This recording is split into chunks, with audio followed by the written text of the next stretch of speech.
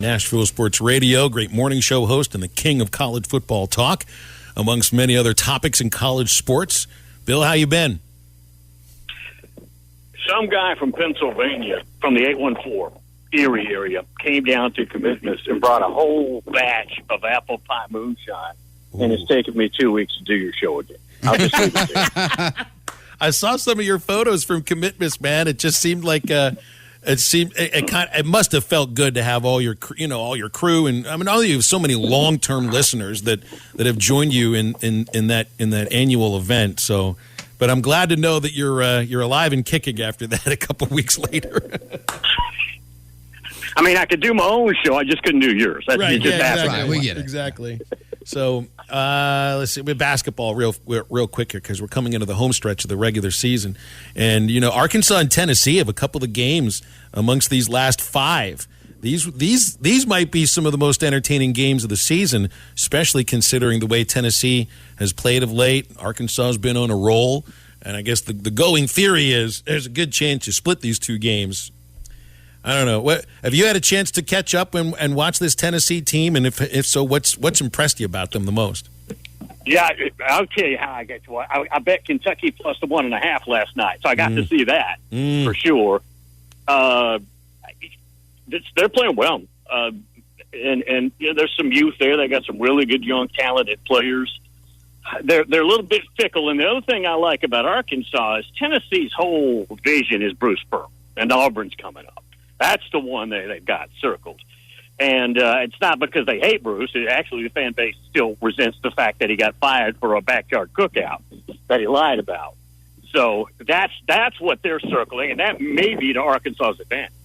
Yeah. Well, let's switch over to football here now so we can get into some of this stuff that we might have brought up last week. Jimbo Fisher was complaining after signing day his coaching staff wasn't given enough credit for their top-rated recruiting class, and that the $30 million figure that's been floated around about a slush fund wasn't true. But now I see, and I'll ask a question about the recruiting class and the classes that A&M has stacked, and then get into maybe a little bit of the money aspect of this.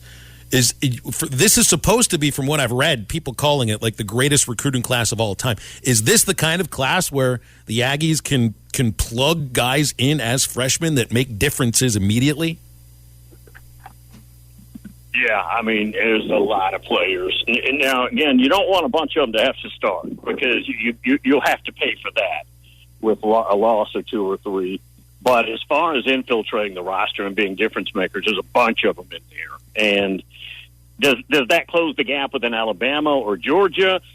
Well, you got to do that very many years. You can't do that 1 year. And they've recruited well. I mean, this isn't their first recruiting class that was good, but this is the highest-rated one. But if you're going to catch those teams, you've got to do it repeatedly. You can't do it once. Yeah, it's a year-by-year thing. So you see, the two programs that are supreme in the SEC, we all know, is Alabama and Georgia. They've got class after class after class stacked on top of each other. But there's been recruiting momentum at A&M as well. So is there, and you mentioned you don't want to plug those freshmen in immediately. You want them to kind of sit and simmer and get better behind these guys and buy into the program and the culture and all that. You see that at Bama. Maybe not. You see that at Georgia, maybe not quite as much. Are there enough of these classes stacked for A&M where they can challenge Bama really for, not just 1 year in the SEC West, but, for overall supremacy? Don't think so. Not yet. Not yet. And the other thing is, a huge part of the formula is what do you do when you get it? How developed are they? How correctly placed are they? How do they grow? And Jimbo's a successful coach, but I'm just saying nobody does that like Nick Saban. And now Kirby Smart's doing it. That's tough, man. I mean, and LSU's got new blood. Now, it's going to be a tough year transition-wise, but they're going to be well coached. Arkansas, obviously, is a team that's going to beat you up. Going to be a problem. I tell you what, we were talking the other day, not trying to get off the subject, but Auburn would probably be right now likely an underdog against every team in the SEC West. Mm-hmm. Yeah, sorry, I hit a chord there. My bad, guys.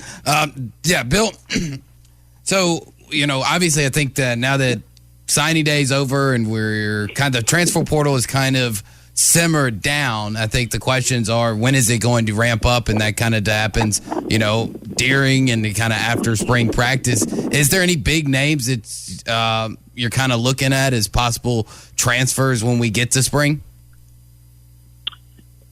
Still eerily quiet with JT Daniels. Mm-hmm. I don't know what's happening there. He obviously is not staying at Georgia. And if you need a veteran plug-in quarterback, he's your guy. Now, your worry would be, is he going to be able to stay up and stay healthy for us? That's probably the biggest name.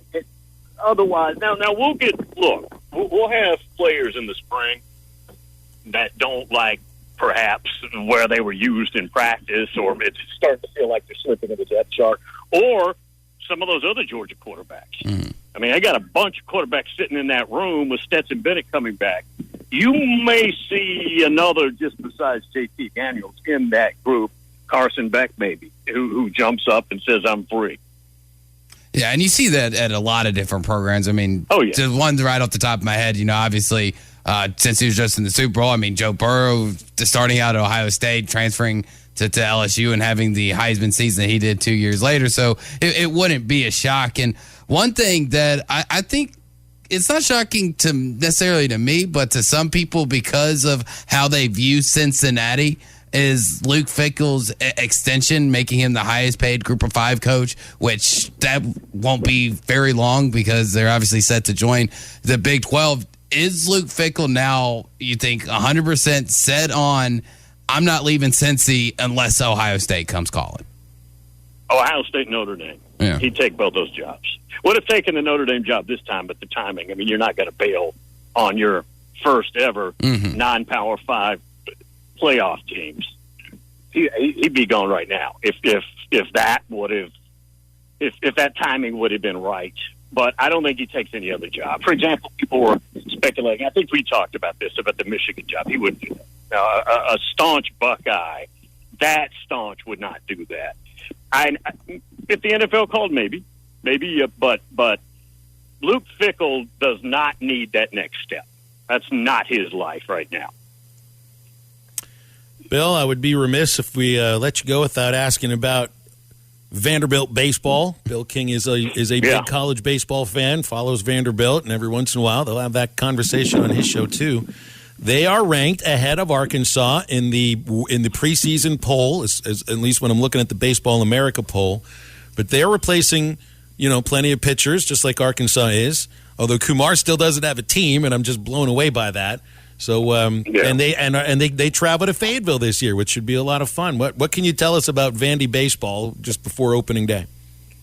Going to be good, but I think, and again they've got Tim Corbin, but I think they're overrated in the rankings. They got a lot of pitching to figure out.